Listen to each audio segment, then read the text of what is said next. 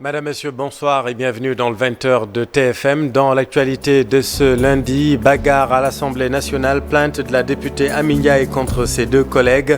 Coups et blessures volontaires, voies de fait, association de malfaiteurs sont les infractions visées. La députée en état de grossesse reste en observation à l'hôpital principal selon son avocat.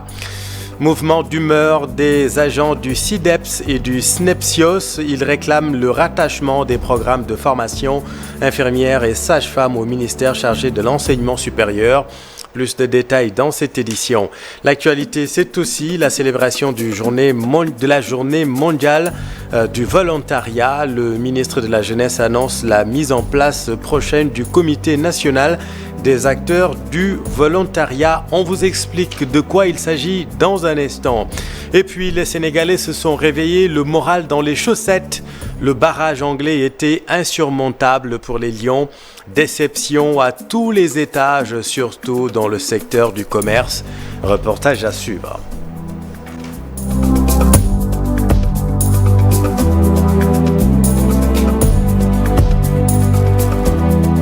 Coups et blessures volontaires, voies de fait, association de malfaiteurs. La défense de la députée Amy Ndiaye vise ces trois infractions.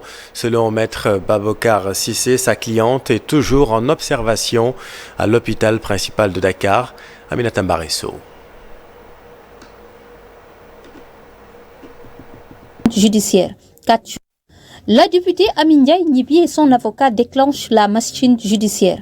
4 jours après les événements malheureux survenus au sein de l'hémicycle, elle dépose une plainte auprès du procureur de la République contre ses deux collègues. J'ai déposé ce matin une plainte entre les mains de monsieur le procureur de la République contre les deux députés qui l'ont sauvagement agressé dans l'hémicycle, à savoir Massata Samb et Momodou Niang.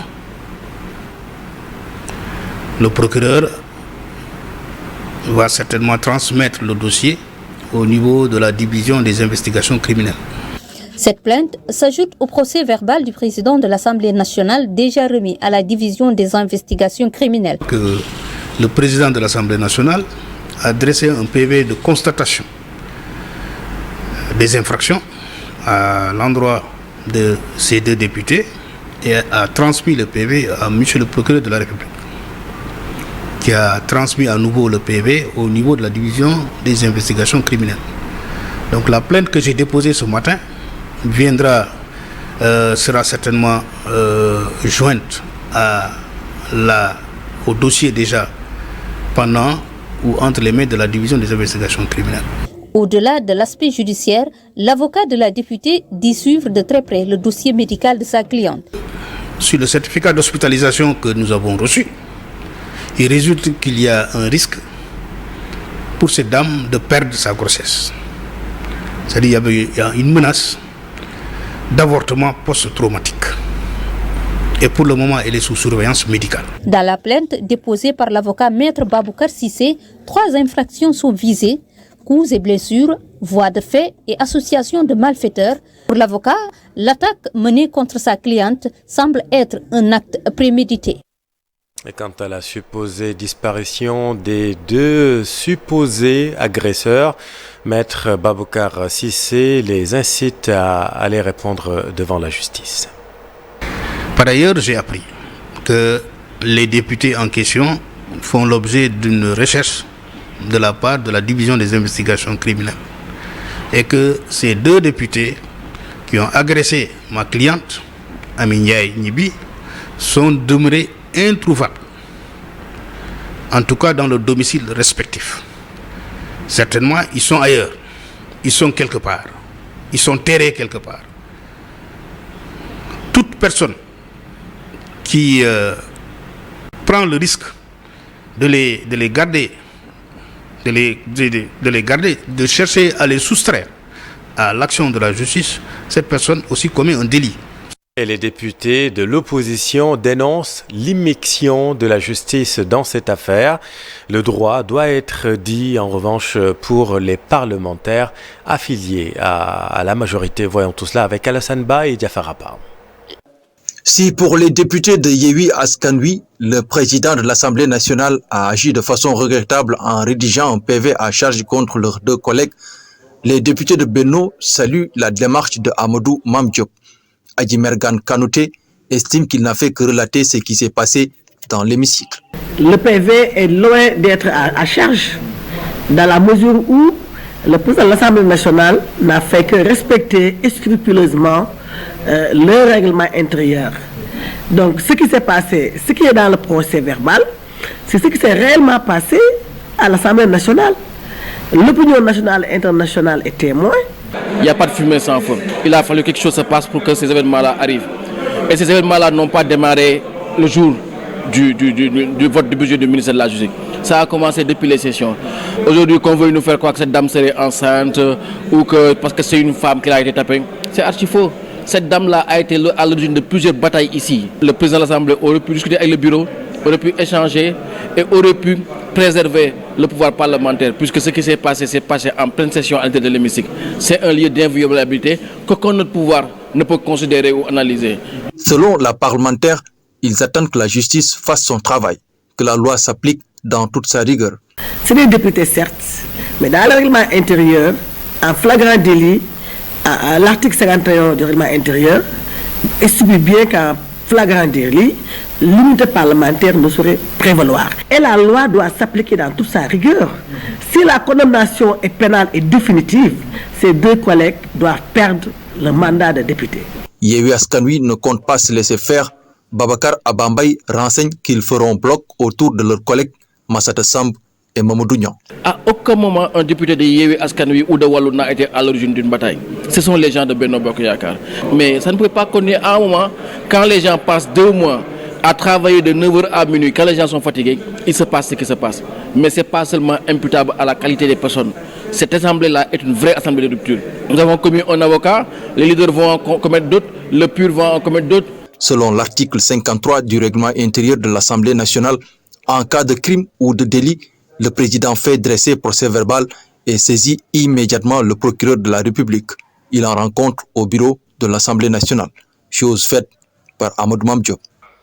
Alassane, cette affaire a fini, vous le savez, de faire le tour du monde de réaction du Parlement de la CEDEAO. Le Parlement de la CEDEAO condamne fermement cet acte ignoble et indigne d'un parlementaire de l'espace CEDEAO au moment où l'on assiste à une multiplication des initiatives pour prévenir et éliminer les violences à l'égard des femmes.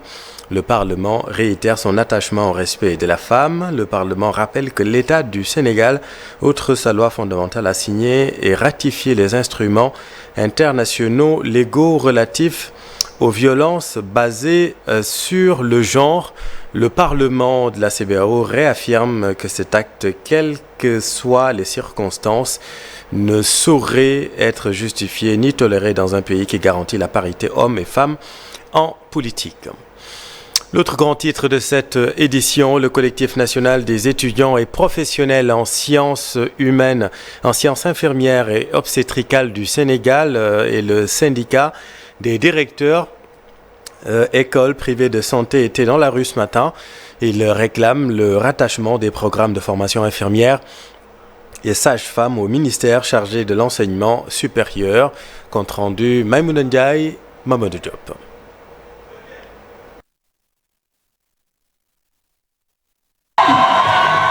Une marche pacifique pour demander l'application du système LMD dans le secteur de la santé. Le syndicat des directeurs d'écoles privées de santé attire l'attention des autorités. L'ensemble des dispositions de l'enseignement supérieur, il n'y est prévu nulle part l'organisation de ces examens. Donc, raison pour laquelle nous voulons radicalement la suppression de ces examens de certification qui causent préjudice à des milliers d'étudiants. Et le comble, c'est quoi? Depuis 2017, la première promo est sortie en 2017. Depuis 2017, les rares étudiants qui ont réussi à ces examens illégaux ne disposent pas de diplôme. Parce que tout simplement, le ministère de la Santé n'arrivent même pas à trouver une bonne dénomination de ce diplôme. La suppression de l'examen de certification organisé par le ministère de la Santé, une autre doléance. Ce nombre pléthore d'établissements hors normes est dû à l'organisation de ces examens aussi. Parce que c'est ces examens qui favorisent la prolifération de ces écoles clandestines. Parce qu'il y a beaucoup d'écoles qui ne sont pas rattachées à l'enseignement supérieur et qui se permettent de dispenser des diplômes de licence. Alors que ça, c'est illégal. C'est comme si tu avais une école préscolaire et tu te permets de former le secondaire. Ça, c'est invraisemblable. Et ça se passe au Sénégal.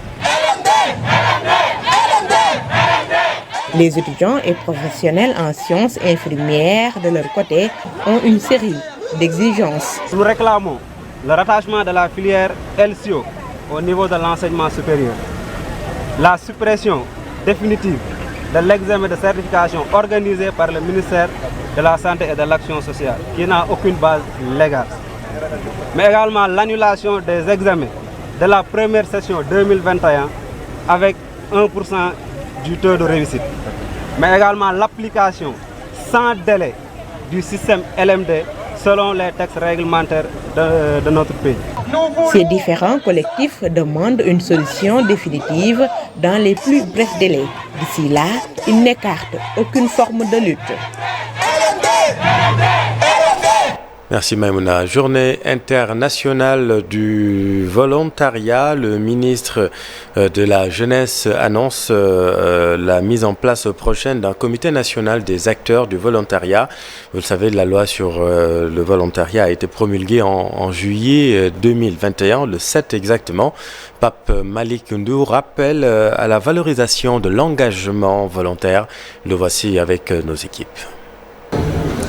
Cette loi, longtemps attendue par les acteurs du volontariat, a été promulguée le 7 juillet 2021 par le chef de l'État, son Excellence M. le Président Macky Sall, qui est naturellement convaincu de la capacité du volontariat à s'attaquer efficacement aux défis du développement qui se posent au sein de nos communautés de base et dans tous les pays du monde. Et sans aucun doute que je peux compter sur chacune et chacun de vous, ici présents, pour mieux promouvoir, conformément aux orientations indiquées dans cette loi et dans la collégialité requise, l'essor et le développement du volontariat national et international dans tout notre pays et valoriser davantage l'engagement volontaire. Voilà la mise en place prochaine du comité national des acteurs du volontariat. Ce comité, comme vous le savez, est institué par l'article 7 de la loi d'orientation 2012-30 du 7 2021, 30 du 7 juillet 2021 relative au volontariat. Le rôle central de ce comité dans l'animation du processus de développement du volontariat exige qu'aucune structure concernée ne soit laissée en rade dans sa mise en place et son fonctionnement. Et arrêtons-nous maintenant sur le profil de celles et ceux qui se portent volontaires. Qui sont ces âmes charitables? Qu'est-ce qui les motive?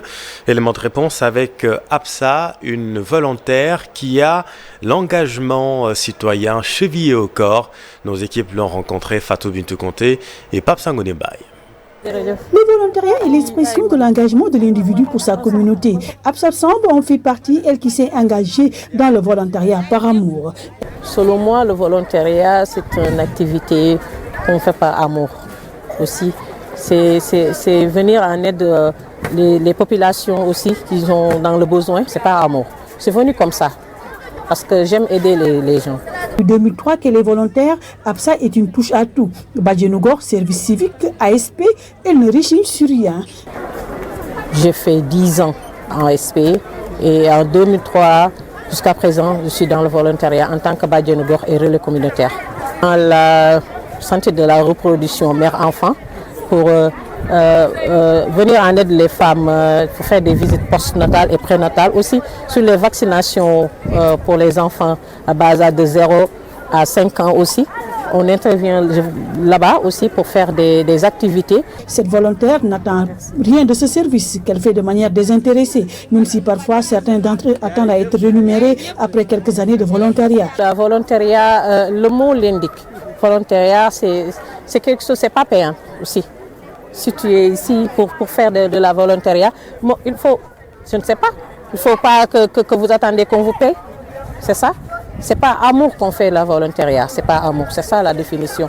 Le volontariat, un don de soi, apprend l'individu à être un citoyen modèle. Et à Saint-Louis, le volontariat fait inévitablement penser aux scouts. L'apprentissage des valeurs, un sacerdoce des valeurs telles que l'entraide, la solidarité et surtout le respect. C'est un reportage de Ousseynou Diop et Habib Seck. Les scouts font un travail remarquable dans la ville de Saint-Louis. Ils le font de manière volontaire et n'attendent rien au retour.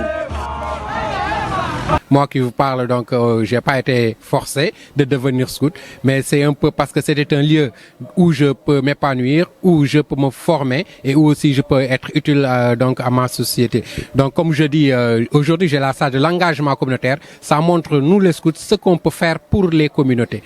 Le scoutisme est une manière de vivre en harmonie si on suit ses objectifs. Il permet aux jeunes de vivre dans la société paisiblement. C'est l'avis des jeunes scouts saint-louisiens. On le fait sans même attendre un merci. C'est quelque chose qui me plaît chez les scouts. Donc, je me suis intégré en tant que musulman. Donc, étant musulman ou étant chrétien, les scouts, c'est un mouvement laïque. Donc, il n'y a pas de religion dans le scoutisme. Donc, si tu es musulman, on va essayer d'augmenter le taux d'spiritualité de l'enfant pour qu'il s'épanouisse sur ce qu'il a dans.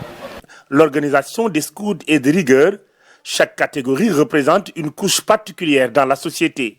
Des jeunes, mais aussi à l'éducation des enfants. En fait, c'est un mouvement structuré où nous avons donc 3 branches. La branche jaune, donc c'est les enfants les plus petits, de 6 à 12 ans. La branche verte, donc de 13 à 16 ans. Et la branche rouge, donc au-delà de 17 ans, donc comme moi. Le travail des scouts est bien apprécié à Saint-Louis. Ils sont présents dans toutes les activités de manière bénévole. Merci Ousseynou. L'actualité, c'est aussi, hélas, l'élimination des Lions du Sénégal de la Coupe du Monde 2022, un coup au moral des supporters, un frein à la bonne marche des activités, des affaires, des vendeurs de maillots et d'accessoires du 12e Gaïndé. Les commerçants l'ont encore amer. Reportage Abdoulaye Diop. Hier, ils vendaient des maillots de l'équipe nationale du Sénégal. Mais aujourd'hui, Baye Mbaye a changé de marchandise. Je vends des maillots depuis le début de la Coupe du Monde. Maintenant que le Sénégal est éliminé, je vais suspendre les ventes pour refuser de vendre à perte. Pour ces vendeurs d'accessoires, les supporters n'ont pas acheté les maillots comme lors de la dernière Coupe d'Afrique. Moi, je vends des banderoles, des petits drapeaux. Le prix, c'est à 500 francs CFA. On est obligé d'arrêter tout, car les supporters n'ont pas acheté. Ils attendent toujours le prochain tour. Je vous jure qu'il y a certains commerçants qui n'ont pas dormi hier. Par ailleurs, Mor Cissé estime que les supporters vont acheter le reste des maillots.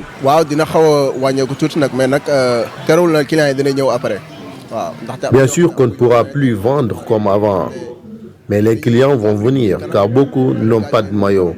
On espère qu'ils vont acheter pour préparer la Coupe d'Afrique. Les Lions sont éliminés et les maillots restent dans les stocks en attendant un autre grand rendez-vous de l'équipe nationale du Sénégal. Merci Abdoulaye.